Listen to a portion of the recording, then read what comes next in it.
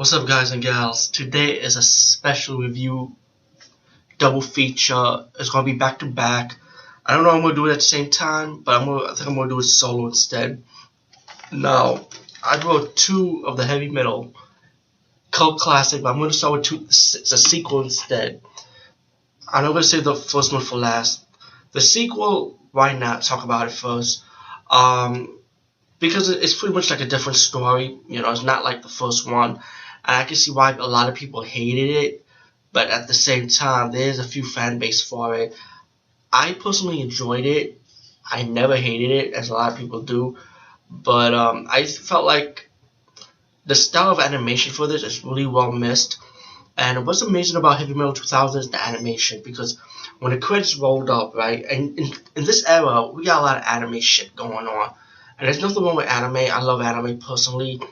Like, there's a lot of movie reviews that it was kind of like shy away from anime, and they will not talk about it too much, you know. But I'm one of those few movie reviews that will talk about anime movies or anime TV series.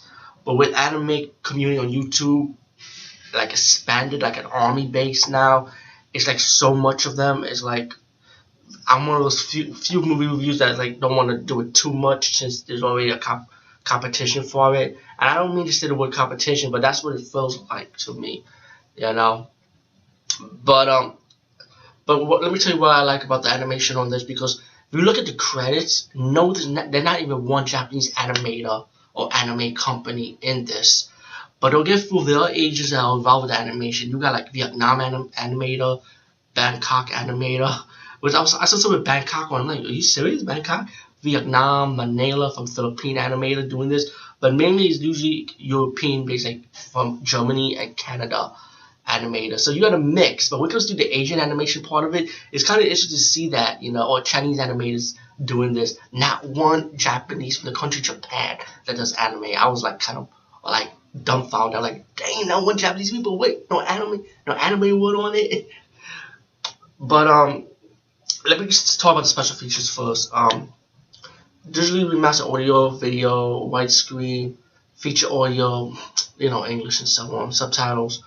You got a feature Julie Swain's Super Goddess featurette, voice talent featurette, isolated music score, animation test, photo gallery, 5 animatic comparisons, vehicle trailer, interactive menus, and scene selection. And this is how the DVD look. And let me just say, this morning I was watching Heavy Metal 1 and 2000 back to back, so I just got done 11:30 in the morning just now, Sunday. Heavy Metal 2000. This is what the DVD looked like. Let me just show it to you. And now I want to move my head freely.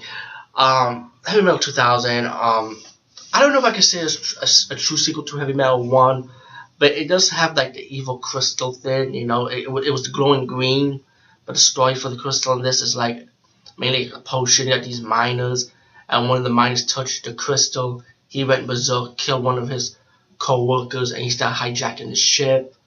And then he found like the crystal like give him immortality, but only for a limited time, you know. So he got to keep on drinking the potion. And I do like the villain in this movie. You know, he's like one of those tyrant villain type characters, you know. So he hijacked the ship. He wants to look for this crystal, you know, or like the mortality water thing, and then he invaded this planet, which was a bunch of peaceful people, and Julie String, her character, was living on the planet with her sister, her father, and then the tyrant, and he's ready to destroy this planet, like destroy the people who was living on this planet, excuse me, and he left with one of his comrades to be stranded on the planet, and he kidnapped one of the girls, who happened to be Julie String's sister, you know. So he kidnapped the girl, you know. And then the villain took off. Julie Swain's character saw her people being destroyed by this tyrant, and she saw a survivor that was like a survivor president on the planet, and she realized it was one of the guys that was with the tyrant. And the guy started saying, "No, I never killed no one." And then Julie Swain started taking him aboard with him to the ship to hunt down the tyrant. And then she faced the tyrant on this platform ship where ships could go in and out, you know, hanging out. And she saw the tyrant in the bar. She started shooting the tyrant. She realized the tyrant was immortal, you know, but she didn't realize the tyrant was immortal, excuse me. But when she shot the tyrant with pump up through bullets and stuff. She realized that the Tyrant was unstoppable.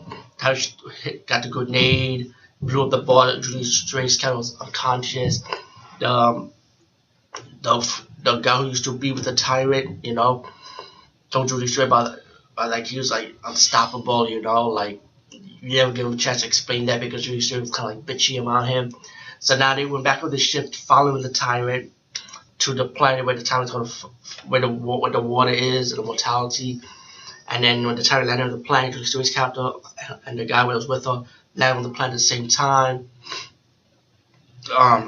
She's following him with two people that was born on the planet to go with her, and then she wants to have revenge against the Tyrant while he's in a arena battle with one of these lizard creatures, and so so the evil Tyrant could take control of them. Once he got control of the lizard creatures, by killing the leader, Julie Strange goes undercover like a sex slave, trying to kill him a second time. But then the rock creature kept her away because he thought she was in trouble. So she got mad, and then Tyrant got mad. He got almost killed by this gun the second time around. They're gonna go after her, and then the Odin, one of the people of the planet, and the rock creature sent her to a place where she could go clean herself in the water, be prepared with the suit that she saw in the front cover, and get her sword ready. And then the Tyrant decided to invade the council base with all the peaceful creatures at, and they gotta defend the base so the Tyrant cannot get the water mortality. And I don't want to spoil the ending because I thought the ending had a nice little twist because there was a traitor among them. Let's put it like that. But she fights the Tyrant one-on-one. She does get her revenge against the Tyrant. And then you have another twist to this little movie. But just to fast forward, no spoilers. Speaking for me, I highly enjoyed it. I thought it was good. To me, it felt something like from the Heavy Metal magazine. That's just my opinion. So I say go get it. You get it for under $7. That's how much I got for, like under $7. So yeah, you get it cheap. So that's not a bad deal, guys, right? Come on.